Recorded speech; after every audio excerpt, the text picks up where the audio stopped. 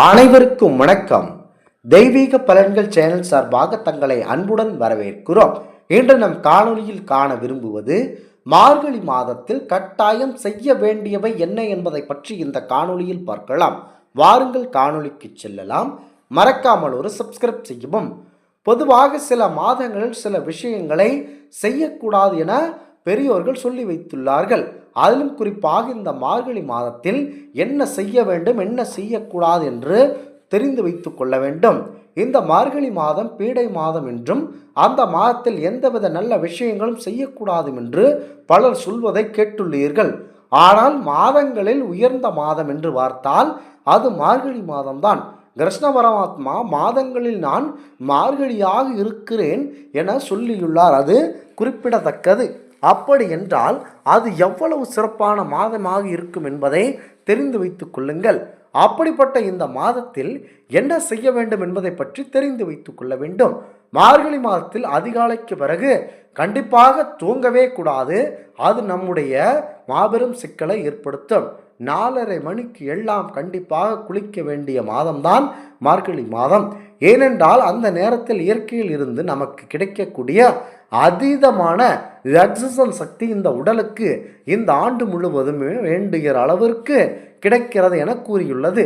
அதனால்தான் மார்கழி மாதத்தில் கட்டாயம் அதிகாலையில் எழுந்து குளித்து முடித்துவிட்டு வீட்டை சுத்தம் செய்துவிட்டு கண்டிப்பாக கோலம் போட்டு இறைவனை வணங்க வேண்டும். மார்கழி மாதத்தில் பொதுவாக விதைகளை விதைக்கக்கூடாது என சொல்லி வைத்திருக்கிறார்கள். ஏனென்றால் இது விதை வளர்வதற்கான காலம் அல்ல.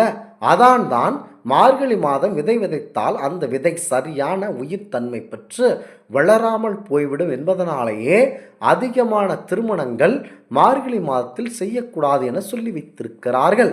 அடுத்து மார்கழி மாதத்தில் இரவில் கோலம் போடக்கூடாது. பெண்கள் எல்லோரும் இதை கவனத்தில் வைத்து கொள்ள வேண்டும். கோலம் என்பது அழகுக்காக மட்டும் இருக்கக்கூடியவை அல்ல, அது தர்மத்திற்காக இடக்கூடியது. கோலம் பற்றி நிறைய விஷயங்கள் இருக்கின்றன. இப்படி இது எல்லாம் மார்கழி மாதத்தில் சொல்ல வேண்டும் என நாங்கள் ஆசைப்படுகிறோம். மார்கழி இறைவன் திருநாமத்தை நீங்கள் முழு மனதோடு கலந்து கொள்ளவும் பஜனையில் கலந்து கொள்ளவும் திருப்பாவை திருவெண்பாவை பாடல்கள் மார்கழி மாதத்தில் கட்டாயம் படிக்க வேண்டும். 30 நாளும் தப்பாமல் கோதை நாச்சியாரின் பாசுரங்கள் கேட்டாலே நமக்கு மாபெரும் புண்ணியத்தை அருளப்படும்.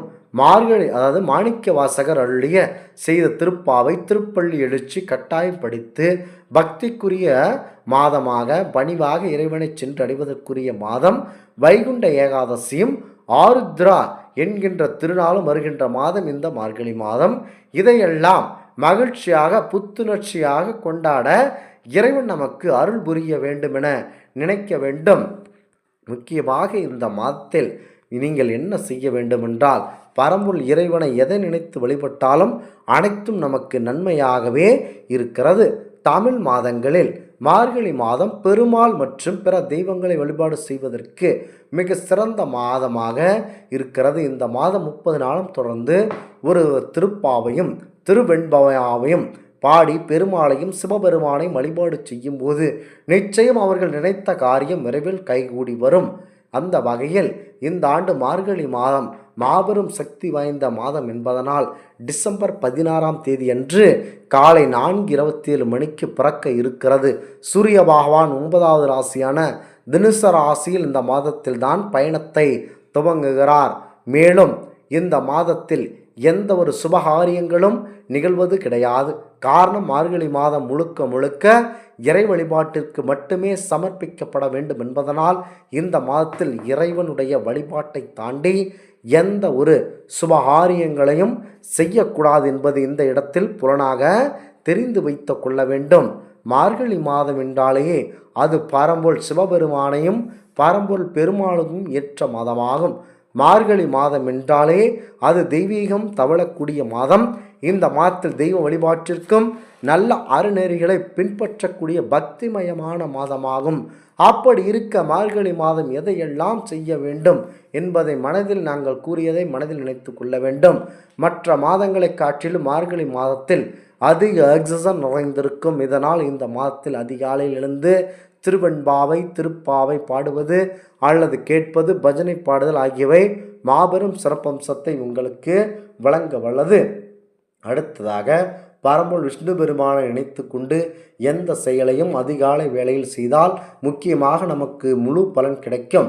மார்கழியில் திருமணம் சுபகாரியம் நடத்தப்படாவிட்டாலும் திருமணத்திற்கான வரன் பார்த்தல், ஜாதக பரிமாற்றம், கர்ப்பிணி பெண்களுக்கு சீமந்தம் செய்தல் போன்ற சுபகாரியங்கள் செய்யலாம் என்பதை நாங்கள் இந்த இடத்தில் பதிவு செய்கிறோம். புதிதாக சொத்து வாங்குதல், அதாவது நிலம், வீடு, மனை வாங்க முன்பணம் கொடுப்பது நல்ல விஷயம். அதிகாலையில் எழுந்து அரிசி மாவினால் கோலம் போட வேண்டும். மார்கழி மாதத்தில் விதை விதைத்தாலும் திருமணம் செய்தாலும் அது தவறு. மார்கழி மாதம் விதை வளர்வதற்கான மாத காலம். இந்த காலத்தில் விதை வைத்தால் அது சரியாக வளர்வதற்கான சூழல் இருக்காது. இதனால் தான் திருமணமும் செய்யக்கூடாது என முன்னோர்கள் சொல்லி பழக்கப்படுத்தியுள்ளார்கள். இந்த மாதம் அதிகாலையில் ஆக்சிஜன் அதிகமாக இருக்கும் என்பதனால் அதிகாலையில் எழுந்திருக்க வேண்டும். சூரிய உதயத்திற்கு பின்பு உறங்கக்கூடாது என முன்னோர்கள் சொல்லி வைத்துள்ளார்கள்.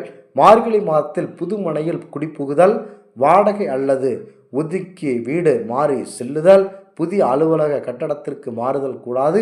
ஏனென்றால் இந்த மாதத்தில் துரியோதனன் தனது ராஜ்யத்தை இழந்தார். திருமணம், நிச்சயதார்த்தம், காது குத்துதல், புதிய வீட்டிற்கான பத்திரப்பதிவு, வாகன பதிவு செய்தலும் வாங்குதலும் கூடாது என்பதை மனதில் நினைத்து கொண்டு செயல்படுவது உங்களுக்கு முக்கிய சிறப்பம்சம்.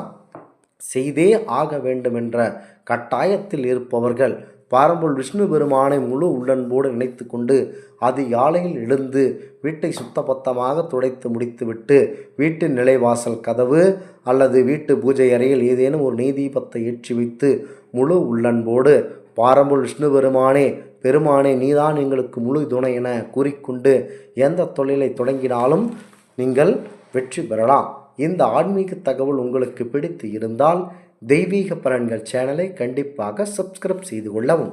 மீண்டும் ஒரு நல்லதொரு காணொளியில் உங்களை சந்திக்கிறோம். நன்றி, வணக்கம்.